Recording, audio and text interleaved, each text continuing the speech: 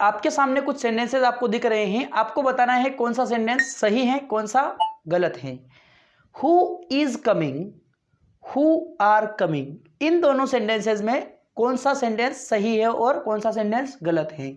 Who has broken the glass या फिर who have broken the glass, इनमें से कौन सा सेंटेंस सही है आपको बताना है। ओके, कमेंट कीजिए आप कि कौन सा सेंटेंस सही है। मैं आपको बताना चाहता हूं कि ये सभी सेंटेंसेस सही हैं। जैसे कि यहां पर लिख रखा है कि हु इज कमिंग, इसका मतलब होता है कि कौन आ रहा है।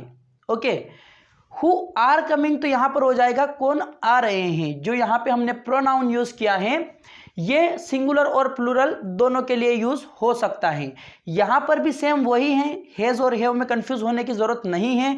यदि कोई एक व्यक्ति के बारे में बात हो रही है तो हैज का यूज होगा और एक से अधिक के बारे में बात हो रही तो हैव का यूज होगा। इसी प्रकार से यहां पर भी एक के बारे में बात हो रही होगी तो इज का यूज होगा और एक से ज्यादा के बारे में बात हो रही होगी तो आर का यूज होगा।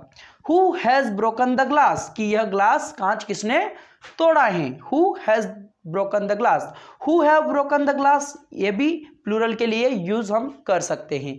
प्रीवियस वीडियो में मैंने आपको बताया है कि WH श्रेणी के जो वर्ड्स रहते हैं, हु, हाउ, व्हेन, वेयर, इस प्रकार के जो भी वर्ड्स रहते हैं, वाई, इस प्रकार के, वाई मतलब क्यों, वेयर यानी कि कहाँ, व्हेन यानी कि कब, इस प्रकार के जो वर्ड्स रहते हैं उनको यूज करके आप कैसे सेंटेंसेस बना सकते हैं। अब मैं आपको बताना चाहता हूं कि यदि आपने एक सेंटेंस लिखा यहां पर कि डिड ही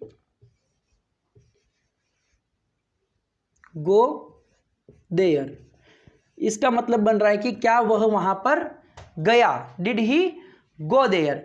अब आपको यह देखना होगा कि इस सेंटेंस में हम कैसे WH श्रेणी का वर्ड जो है वो लगा सकते हैं। ओके, यहां पर हम लगाएंगे डिड ही गो देयर, वह क्या वह वहां पर गया।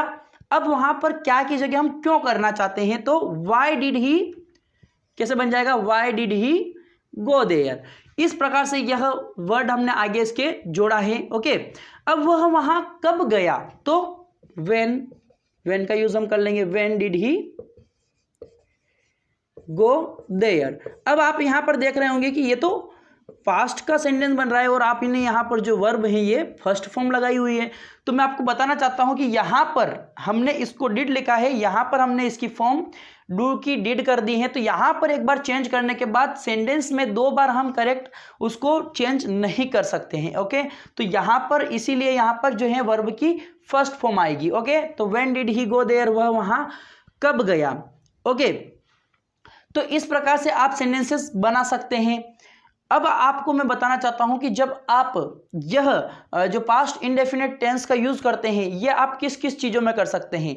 सबसे पहली बात तो यह है कि यदि आपको स्टोरी बतानी है, एक स्टोरी आप बता रहे हैं, स्टोरी टेलिंग में यह सबसे बहुत ही जरूरी टेंस है।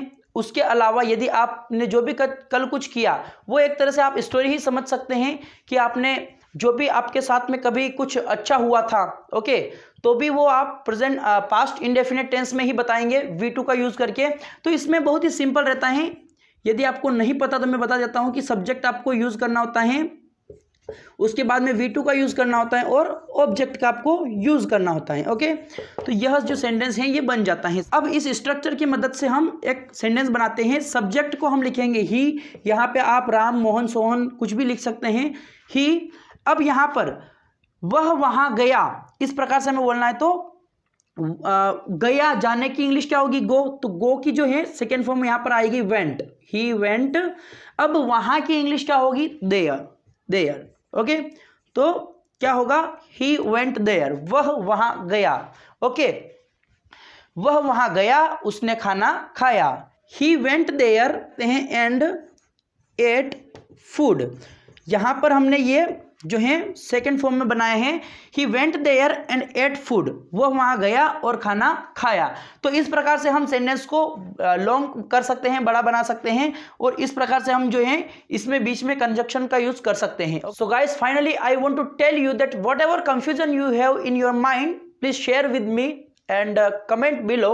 सो thank you very much friends इस वीडियो को यहाँ तक देखने के लिए। यदि वीडियो अच्छा लगा हो तो वीडियो को लाइक करना ना भूलें। यदि चैनल के आप पहले से ही सब्सक्राइबर हैं तो थैंक यू वेरी मच, और यदि आपने चैनल को सब्सक्राइब नहीं कर रखा है तो चैनल को सब्सक्राइब करना ना भूलें। यदि आपका कोई भी प्रश्न है तो आप कमेंट बॉक्स में जरूर लिखिएगा, मैं आपको उसका आंसर देने की पूरी कोशिश करूंगा।